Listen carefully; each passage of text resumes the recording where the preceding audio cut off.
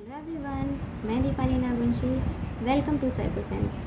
In last video we learned about what is attention, and in today's video we will learn characteristics of attention. Okay. First, attention has very narrow range.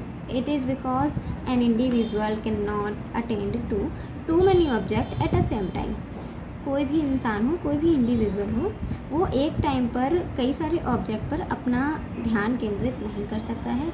आप एक example ले लेते हैं. आप पढ़ाई करने के लिए भी बैठते हैं तो आप 1 घंटा 2 घंटा लगातार किसी चीज़ पर ध्यान नहीं दे सकते हैं. आपका ध्यान बीच बीच में कहीं ना कहीं किसी भी चीज़ पर चला ही जाता है. या आप अपने क्लास में टीचर का लेक्चर सुन रहे होते हैं तो भी आप देखिए टीचर लेक्चर दे रहा है, आप बेशक आप बहुत अच्छे पढ़ने वाले बच्चे हो, आप ध्यान से अपना काम कर रहे हो एंड लेक्चर सुन रहे हो, अटेंड कर रहे हो, नोट्स बना रहे हो, बट स्टिल आपका 10-20 मिनट में बीच बीच में आपका ध्यान अलग अलग चीज़ों पर भी जाएगा. आपके फ्रेंड्स की नोटबुक पर भी जा सकता है. सो अटेंशन की रेंज नैरो होती है. Okay. Second, attention is exploratory in nature. When an individual attends to an object, he tries to explore the new qualities of the object, and if he fails to find any qualities, he changes the object of attention. So in Hindi attention क्या है? Exploratory है nature में. क्यों?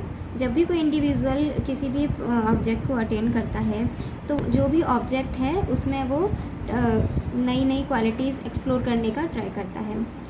And जब वो fail हो जाता है किसमें, जो क्वालिटीज़ को फाइंड करने में, तो वो अपना ऑब्जेक्ट चेंज कर देता है. वो अपना जो ध्यान है ऑब्जेक्ट पर से वो attention is exploratory in nature.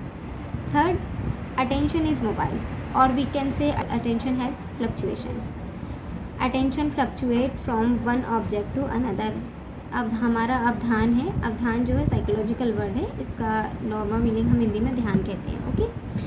अवधान जो है वो एक चीज़ से दूसरी चीज़ पर, एक वस्तु से दूसरी वस्तु पर, या एक व्यक्ति से दूसरे व्यक्ति पर ट्रांसफ़र होते रहता है. Fourth, attention is a state of readiness. The individual adopt an attitude of readiness to a particular stimulus. So attention क्या है? एक रेडीनेस की स्टेट है. Fifth, it is a selective mental process. Attention selective mental process है. ऐसा क्यों?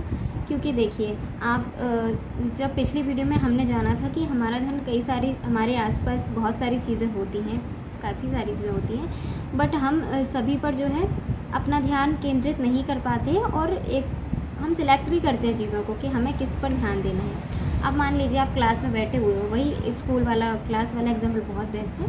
आप किसी भी क्लास में बैठे हुए तो ये आप चूज़ करोगे ना कि हमें टीचर के लेक्चर पर ध्यान देना है या अपने क्लासमेट्स की बातों पर, तो वो आपने सिलेक्ट किया है. That's why attention is a selective mental process, क्योंकि हम सिलेक्ट करते हैं हमारे लिए क्या प्रायोरिटी है, अभी हमें किस चीज़ पर ध्यान देना चाहिए.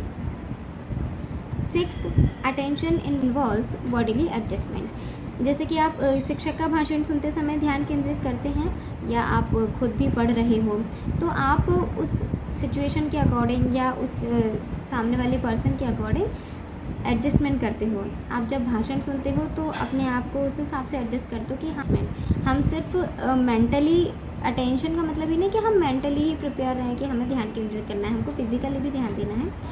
क्योंकि आपने कभी भी सुना होगा, आपके शिक्षक कहते हैं कि टिक कर मत बैठिए, आपका ध्यान पढ़ाई पर नहीं जाएगा. ऐसा क्यों होता है?